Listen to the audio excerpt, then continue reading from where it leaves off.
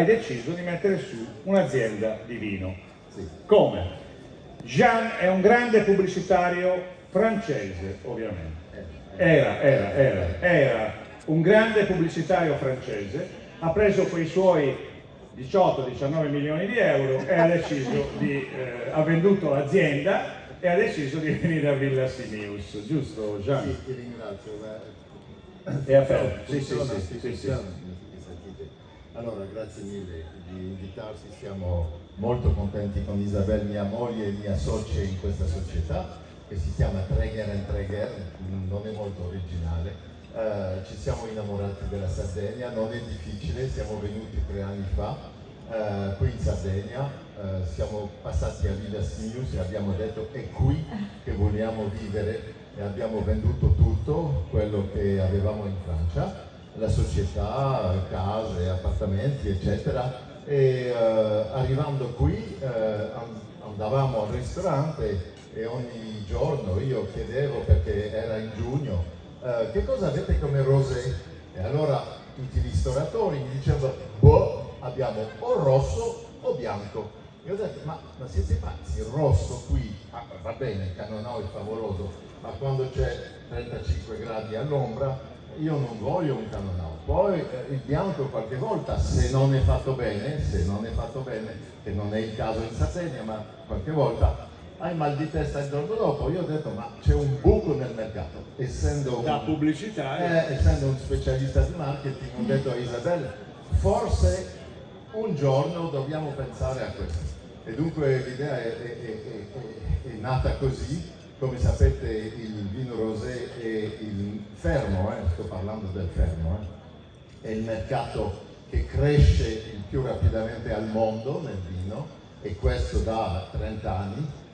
Solamente in Provence, che è un piccolo, veramente se guardate la taglia della Provence e la taglia della Sardegna, vedete che la Provence è niente, ci sono 600 produttori di vino rosé.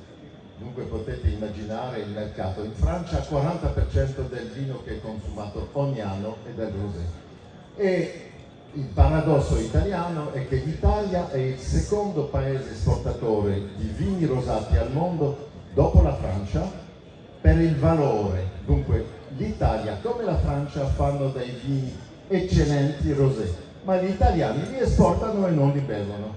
Allora l'idea è stata di dire facciamo bere gli italiani, i sardi, cominciamo con i sardi, gli italiani, i turisti che vengono qui, e abbiamo creato questo vino che si chiama So Chic, perché l'idea è di andare in concorrenza contro i vini di Provence.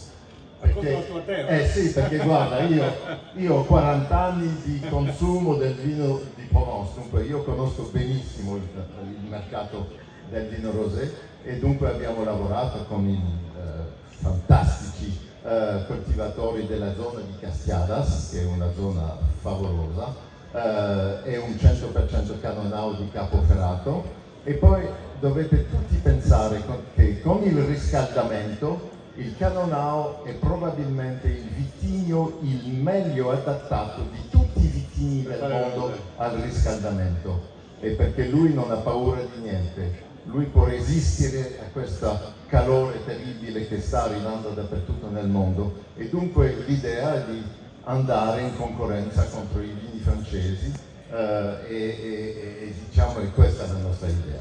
E poi voglio dire, e terminare così, che siamo stati accolti dai sardi, non potevamo immaginare. Qui è nostra famiglia, perché arrivando qui con questo progetto un po' pazzo di dire siamo 2 francesi e vogliamo creare un vino sardo con i viticoltori sardi, con l'enologo sardo, le etichette sono fatte in Sardegna, tutto è fatto in Sardegna, siamo stati accolti dicendo venite, vi aiutiamo, e tutti ci aiutano, ci hanno accolti come se facessimo parte della famiglia, e oggi una cosa è sicura, che non vogliamo neanche tornare in Francia, non ci siamo tornati da 2 anni, siamo bene qui, allora perché andare? Perché qui è il paradiso. Un applauso a Gian, Isabel, che è là, grazie di essere venuto, vengo a trovarti perché dobbiamo scoprire un sacco di storie tue. Grazie Gian, grazie, ecco qua. è per te e per Isabella. Grazie, grazie. Allora,